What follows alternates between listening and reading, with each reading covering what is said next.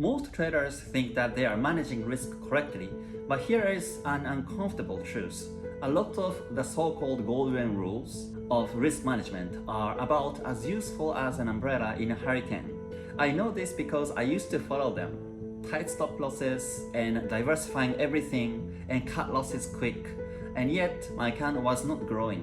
In fact, it felt like the market was just charging me a small entry fee every day to stay in the game. So today I'm going to share a ranked list of risk management tactics from the most overrated to the most powerful. Please think of it like one of those tier lists, but instead of ranking video games characters. And I'm going to rank the strategies that actually decide whether your trading account lives or dies. Please stick around because by the end you will know exactly which tactics you can safely ignore and which ones professionals rely on quietly behind the scenes. So let's dive in. As a full-time Japanese trader myself, I've seen countless traders lost not because of the bad entries, but because of the bad risk control. They had the right idea, but their money management was like a leaky bucket. And let me tell you, you can't fill the leaky bucket no matter how much water you pour in. And in our case, no matter how many trades you win. So let's break it down. Starting with the most overrated tactics, the one that drains account faster than a Netflix subscription drains your free time. Let's start with a big one, tight stop losses. On paper it sounds great, protect your capital, get out quickly, be disciplined. But what about in practice? It often means you are basically volunteering to get stopped out by random market noise. You are not being disciplined, you are just donating the broker one stop out at a time, death by 1,000 cuts. So here's a fix. Instead of picking a random 10 pip stop loss, use swing highs lows like I do, or volatility based stop losses like ATR. Sometimes these adapt to the actual market environment or scale into positions so you're not fully exposed from the start. I had one student who always used 10 pip stop loss. He said, "Kay, I'm disciplined." And I said, "No, you're consistent at losing." Once he switched to volatility-based stop losses, suddenly the market gave him trades to room to breathe. And that made all the difference. Now let's ruffle some feathers. Diversification.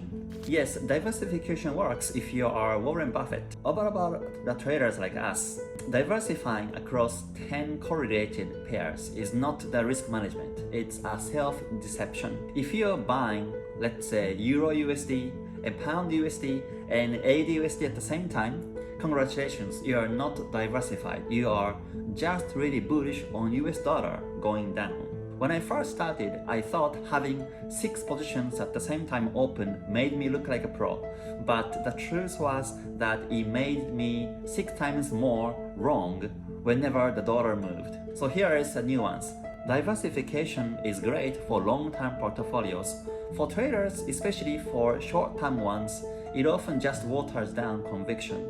Don't hide behind it. Instead, take focused and calculated trades. If you're serious about mastering my Ichimoku trend flow strategy and becoming a consistent trader, join Global Trading School, GTS. It's a 3-month mentorship where I teach everything I know, including risk management and psychology, step by step. Seats are limited, so apply now and let's grow together. Now we are getting into a little bit more deeper topic, the position sizing. This is a rule that everyone knows, but almost nobody actually follows. Risk 1 to 2% per trade. Sounds simple, but most traders quickly risk 10% because, this trade looks actually great. Famous last words. Here's a secret. Size your positions based on not only your account balance, but on volatility and conviction.